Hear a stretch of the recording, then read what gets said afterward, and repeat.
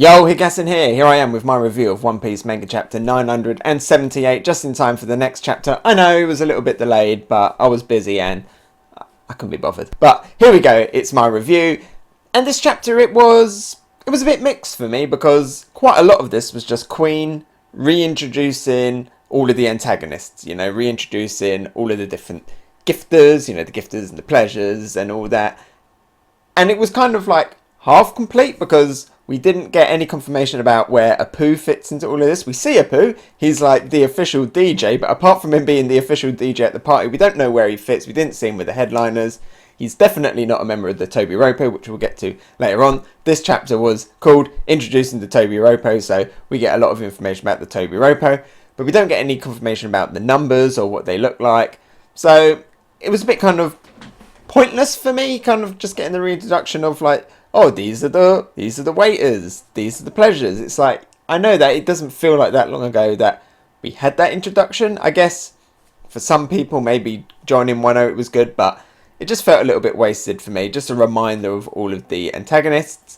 But we actually do get to see Onigashima, and we get to see inside and the outside of Onigashima, and it isn't like the bleak mountain that I thought it was that we've been seeing in the anime. It's actually, it's quite nice. It's quite scenic. There's snow everywhere, there's cherry blossoms everywhere, and there's some weird architecture. There's like a massive sword and a massive parasol, like umbrella, and we don't know if these are like theming, if these are like just bits of architecture, or these are actually a giant sword and a giant umbrella. It kind of looks like one of those like little party umbrellas, like the ones that you put like in cocktails or like you might put on a cake. So it makes me think, are these actually once belonging to this giant skull, if the skull is a skull and not just a coincidence that the mountain looks like a skull?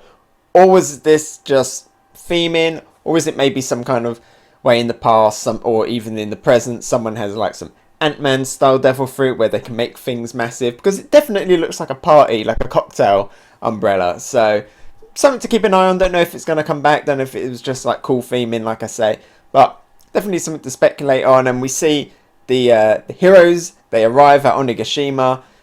So far, nobody has come in to confront them. We don't know if this is part of Orochi and Kaido's plan, kind of playing ignorant.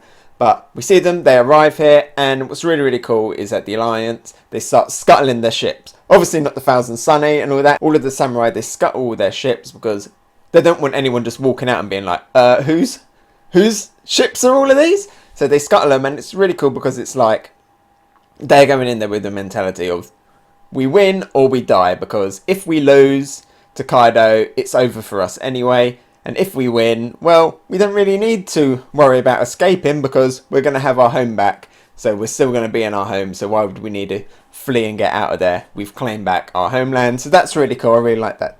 Really like that touch. And what I really like is we actually get to see an expansion, an evolution of Kinemon's powers here as well. He's Garb Fruits. We see a new ability. He's made this arch and there's like a little leaf icon on it because he puts the leaves on his head, and then he uses like his ninjutsu to change people's clothes. And we see that people, as they walk through, they kind of get like a predetermined costume put on them, and this is Beast Pirate costumes, Beast Pirate disguises, and it's really cool. We see Kid and Killer go for it, and they look like they were meant to wear these clothes forever. It really, really suits them. In fact, it took me like a double take to be like, oh, a kid's wearing something different. It just naturally looked like this is something that kids should be wearing. But we also see the Straw Hats go for it, or most of them. We don't see Jinbe, we don't see Frankie, and unfortunately, we don't see Robin.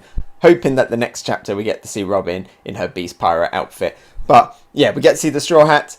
A little bit disappointing because we just got their cool new looks. We've got Luffy in his cool kind of Pirate King-esque, Roger-esque look. But now we get Luffy in his Beast Pirate look. Definitely a future cosplay there. And the best, we see Nami in it. And Nami looks great.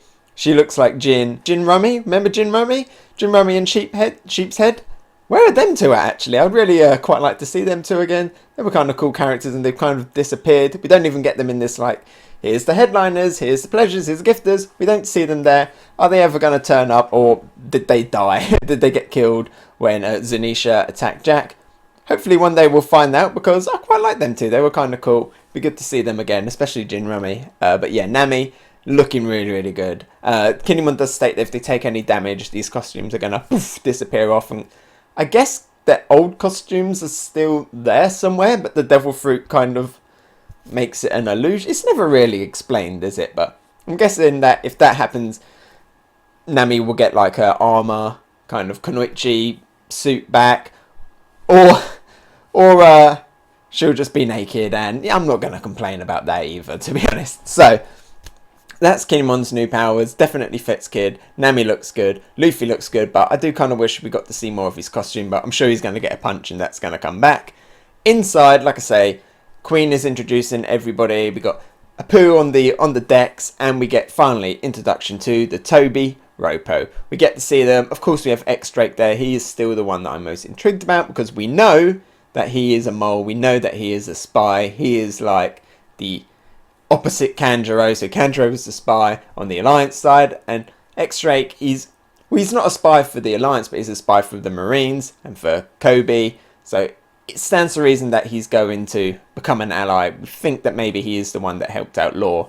So we got X-Drake there, still the most intrigued by him, but we get the rest. We get Page 1, who looks a little bit different here. He's kind of more in his casual clothing, and he's acting a little bit different as well. He's kind of sitting there, he's got his legs up, he looks kind of like a little bit more childish, a little bit more like a kid, and we find out why, because he has a very, very demanding sister. He seems a little bit intimidated by her, but his sister is Ulti, and she looks really cool. She's got really cool hair, really cool character as well. She's like, seems very, very confident, even to the point where she calls Kaido an idiot, and all of the rest of the Tobi Roppo, they're sweating when she says that. They're like, you can't say that. And she brings up a very interesting point that I'll talk about in a second. We've got a guy called Who's Who kind of gives me killer vibes. He's got like his face covered, he's got big hair.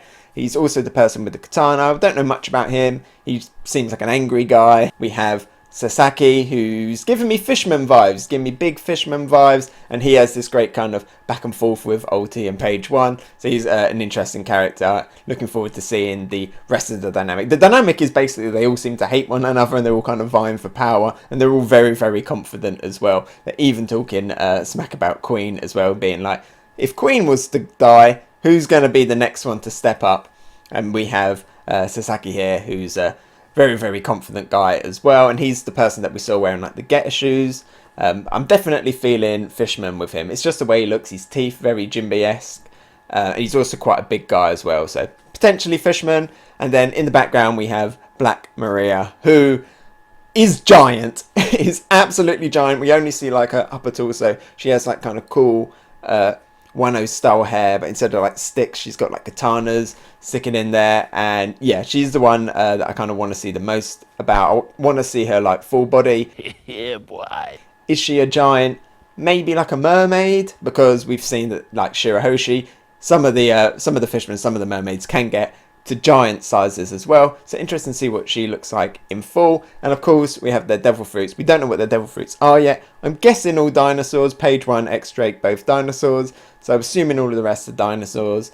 There's no kind of clues as to what they would be. You know, nothing there is giving me Stegosaurus vibes or Triceratops vibes. I mean, maybe who's like helmet Triceratops maybe. I think it'd be funny though if Black Maria was actually, she's a big girl, but her dinosaur is like a tiny dinosaur, like a Velociraptor, like an Archaeopteryx or something like that. I think that would be really cool, really funny. Kind of like how Queen was this big plump guy with hardly any neck, you know, and then he turns into like a Brachiosaurus. So I'd like to see that. But yeah, they're cool characters. They got kind of nice antagonistic vibes between each other, but they're a cool little unit.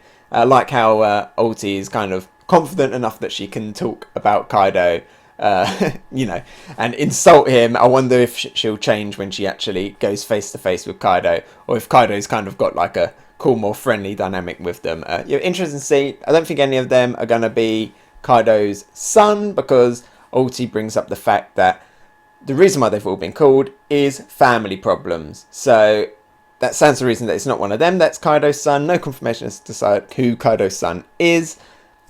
Makes me think the fact that she's like family issues and Big Mum's there.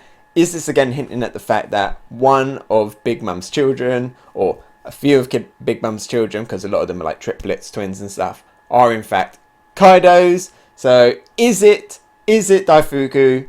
Is it Daifuku? And of course Katakuri and Oven that are actually Kaido's kids. I mean, we know that just Daifuku is there, so that would be like bring my son, just the one, because we're assuming Katakuri and Oven are back at Whole Cake Island. So again, yeah, family issues, Big Mum there, leaning more towards that, but no confirmation about who the son is. Overall, this chapter, I'll probably only give it a purple tier because I didn't need to go through who all of the villains are again. I thought that bit was a little bit unnecessary. But yeah, good chapter. Good to see the Tobi Roppo. Only really saw them at the end. No confirmation about Apoo. No more of the gifters. But yeah, good stuff. Very excited for next week. And hopefully, well, today. And hopefully Robin in a Beast Pirate costume. Hey, so thanks for watching. What did you think? Let me know about it in the comments below. And if you enjoyed my video, maybe give it a like. And if you really liked it, why not subscribe? You can follow me on Twitter, Instagram and Twitch. Oh, and here's a related video you might enjoy, and something more fresh. I've been Hegassen, and I'll talk to you next time. Bye!